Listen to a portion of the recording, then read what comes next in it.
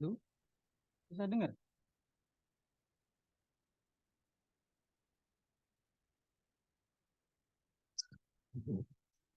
Halo?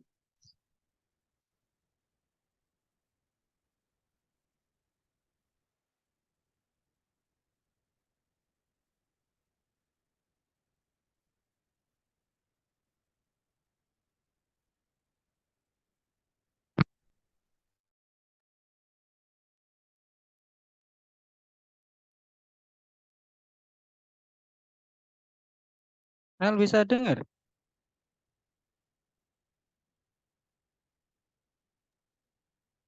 Bisa.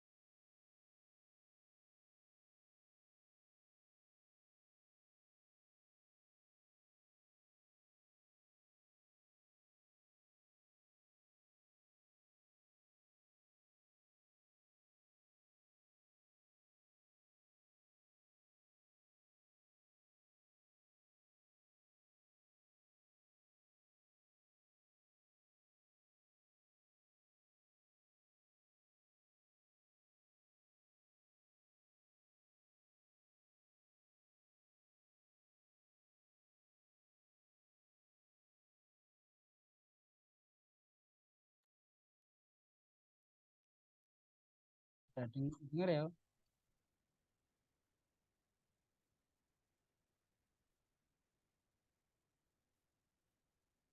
Assalamualaikum warahmatullahi wabarakatuh. Teman-teman, terima kasih ya telah menyempatkan waktunya untuk bisa gabung di Zoom kita.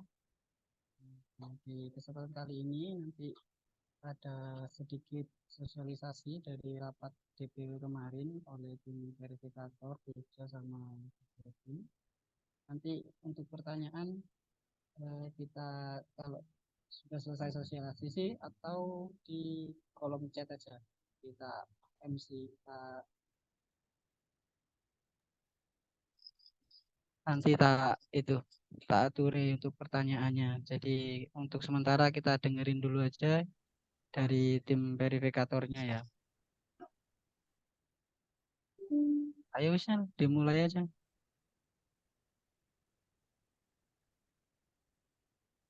Eh, Assalamualaikum warahmatullahi wabarakatuh.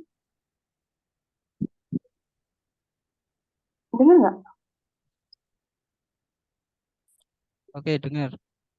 Eh, saya dari verifikator DPC KTNK Pasuruan mau menjelaskan tentang eh, Simka Patelki kemarin yang sempat dijelaskan sama DPW.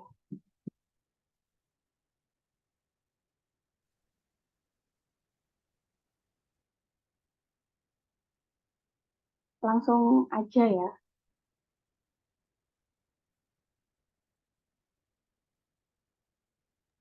Masih rekam ya?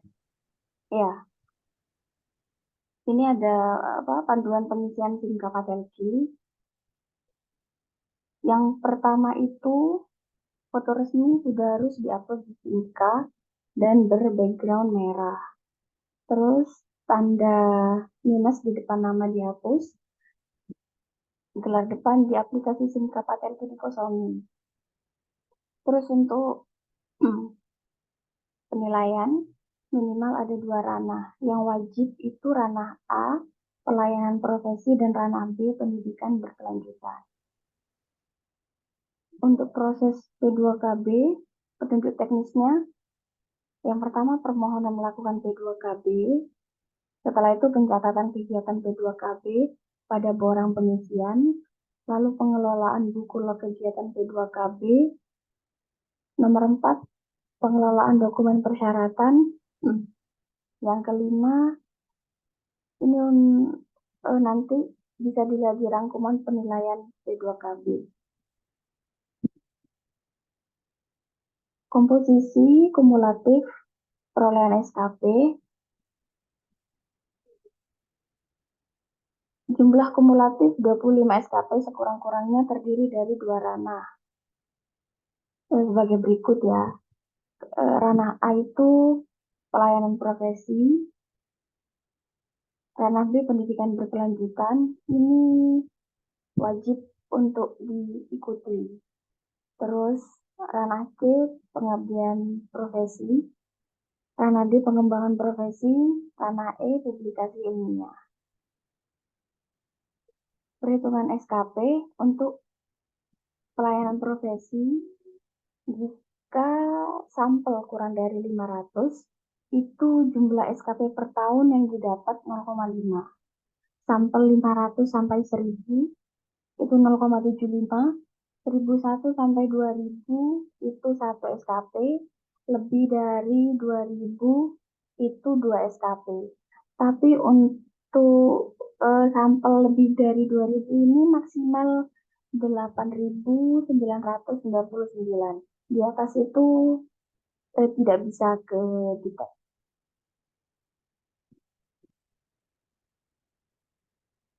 Terus untuk pelayanan profesi di bagian kegiatan manajemen meliputi kepala lab atau bidang. Itu jumlah SKP per tahunnya mendapatkan 2. Terus untuk kepala seksi atau koordinator SKP per tahun 1. Ini bukti fisiknya berupa satuan kinerja pegawai yang diverifikasi oleh atasan dan SK jabatan dari pimpinan unit kerja atau dinas.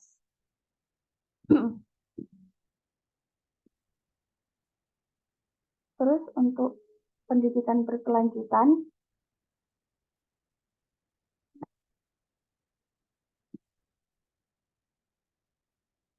untuk pendidikan berkelanjutan, yang pertama pendidikan formal, yaitu meraih jenjang pendidikan lebih tinggi atau naik level. Di mana dari D3 ke D4 itu nanti dapat 5 SKP. Untuk D4 yang lanjut ke S2, tapi mengambil terapan TLM itu dapat 10 SKP. Dinilai 1 kali pada saat periode penilaian SKP. Dibuktikan dengan ijazah dan transkrip nilai yang sudah dilegalisir. Lalu pengabdian profesi untuk pengurus Papelki pusat, wilayah, dan cabang. Pengurus harian pusat itu dapat 5, ketua majelis atau badan khusus pusat dapat 4, ketua bidang pengurus pusat 3, anggota bidang atau majelis atau badan khusus pusat 2 SKP, pengurus harian wilayah dapat 4. Itu dibuktikan oleh SK pengurus. Lalu ada ketua majelis atau bidang wilayah dapat 3, anggota harian cabang 2, pengurus harian cabang 3, ketua atau anggota bidang cabang 2. Bukti fisiknya sama juga, yaitu SK pengurus. Pengabdian profesi, contohnya itu baksos, misalnya donor darah, penyuluhan kesehatan, pemeriksaan lab, atau tim pelayanan kesehatan, itu dapat 1 SKP per kegiatan. Terus ada tim kesehatan dalam tanggap darurat bencana atau Papelki peduli, itu juga dapat 1 SKP per kegiatan.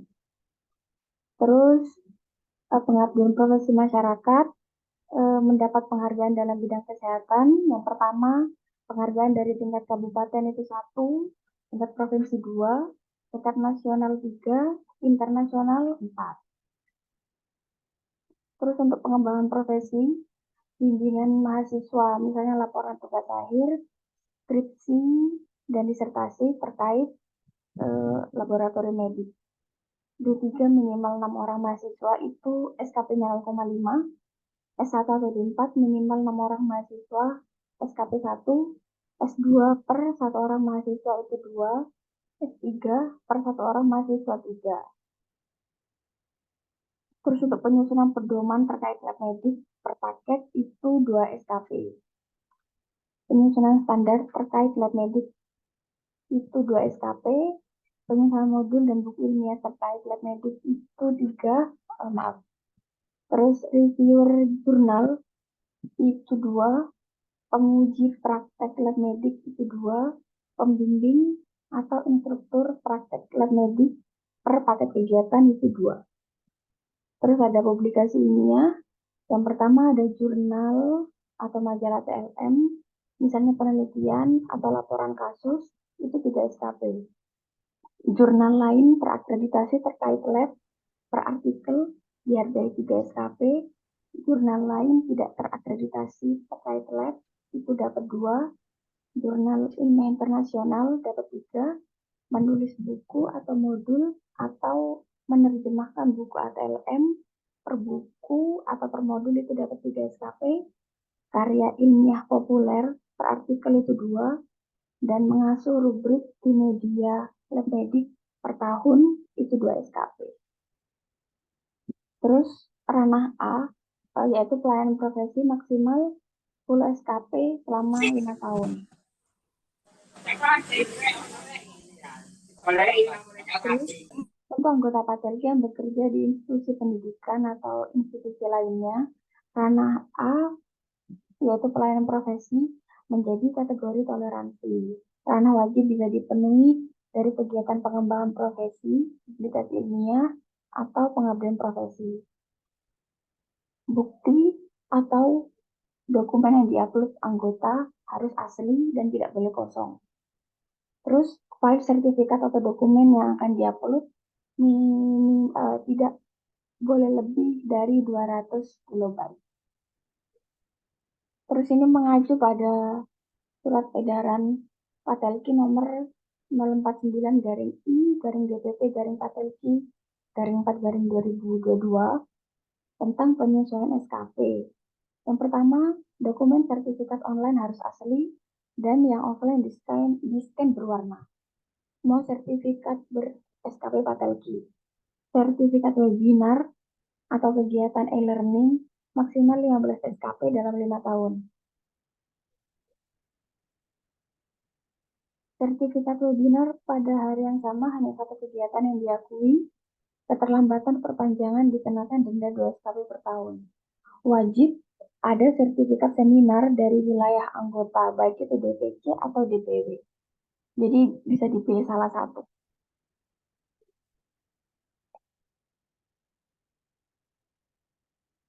Terus kegiatan ilmiah atau pelatihan atau workshop yang diselenggarakan oleh Dinkes Kota atau Kabupaten tanpa SKP Patelki dihitung 1 SKP. Data diri anggota Patelki di SIMKA harus diisi dengan benar. Misal nomor STR, tanggal sudah terintegrasi dengan web KTKI. Ini contoh logbook.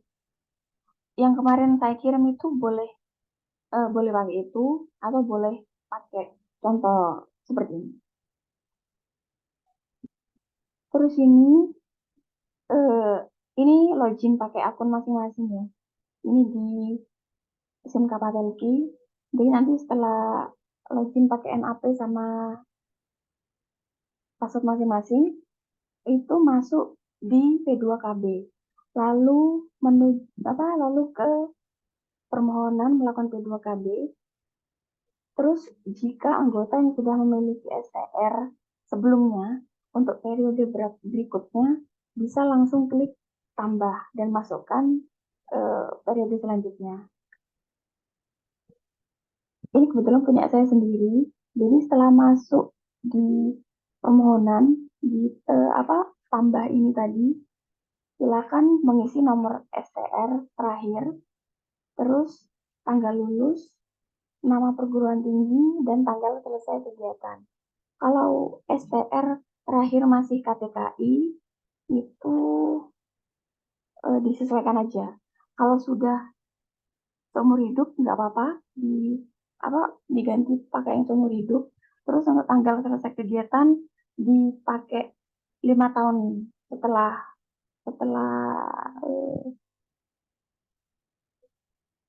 pembuatan ini, setelah permohonan.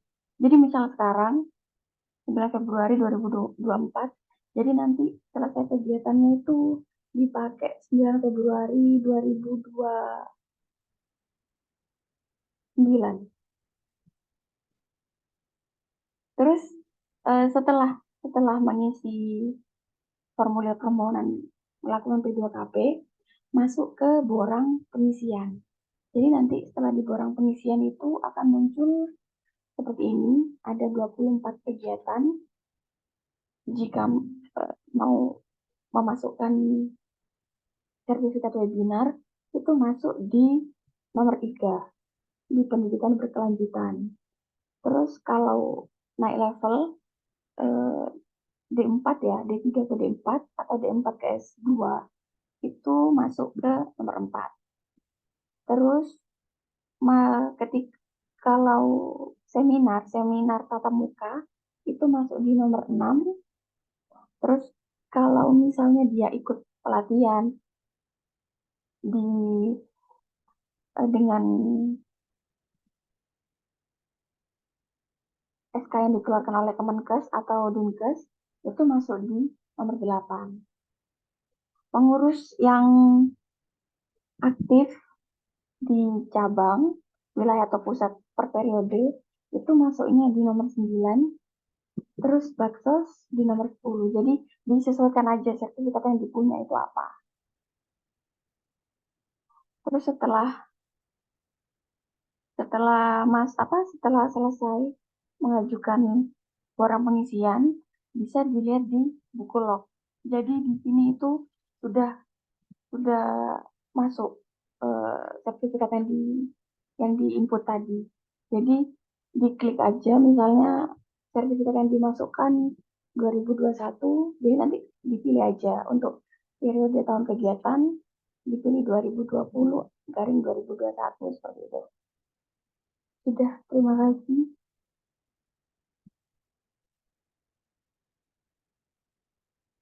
Saya kembalikan ke Pak Heri, monggo. Ya, presentasinya. Untuk dari teman-teman, mungkin ada sudah nyoba terus ketemu kendalanya di mana, atau ada pertanyaan dari presentasi yang tadi, monggo bisa di chat atau langsung aja biar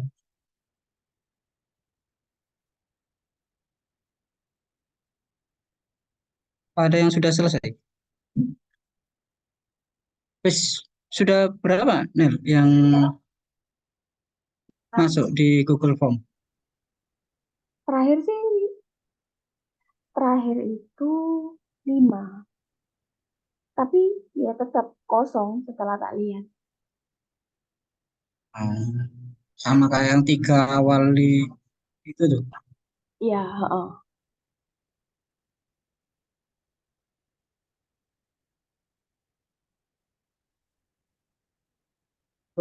Zoom-nya sudah kita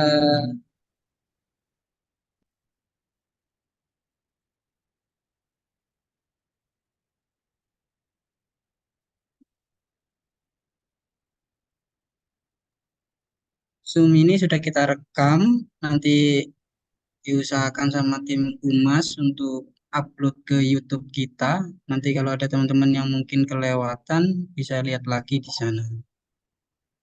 Sebenarnya simple cuma untuk ngelengkapi SIM-nya dulu, soalnya batas akhir verifikatornya pemutahiran data sampai 29 Februari. Ah, Makanya kita dadakan juga untuk kegiatan Zoom ini.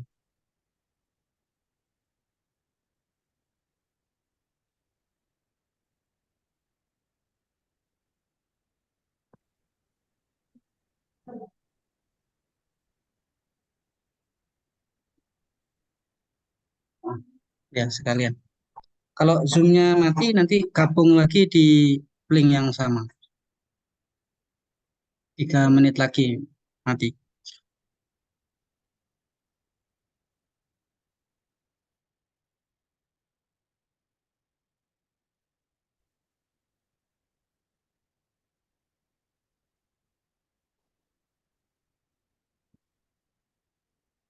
Nah, ini ada pertanyaan. Untuk STR yang disertakan, STR yang lama atau STR yang seumur hidup? Langsung jawab ya. Kalau Dan, sudah punya STR seumur hidup, nggak apa-apa, dimasukkan aja. Jadi nanti untuk apa nomor STR diganti sama yang seumur hidup.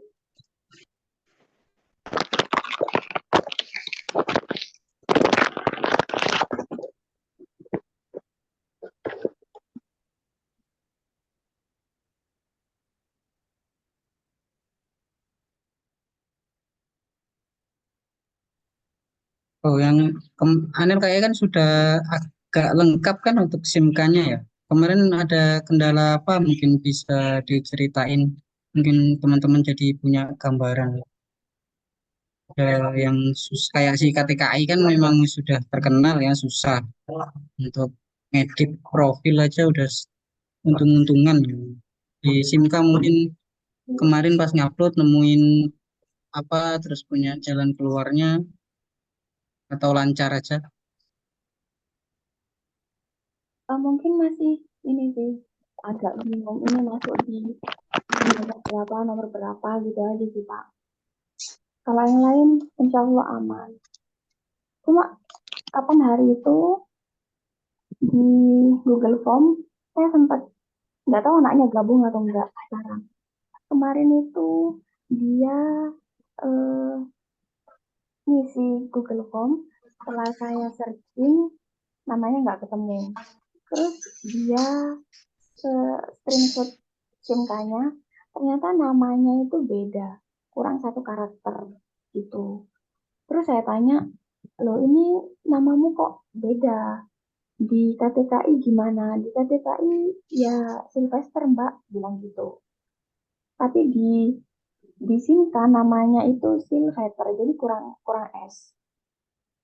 Akhirnya saya nyuruh dia untuk konfirmasi sama Mbak Nita selaku admin DPC biar diedit. Mungkin Mbak Nita bisa bantu orangnya gabung.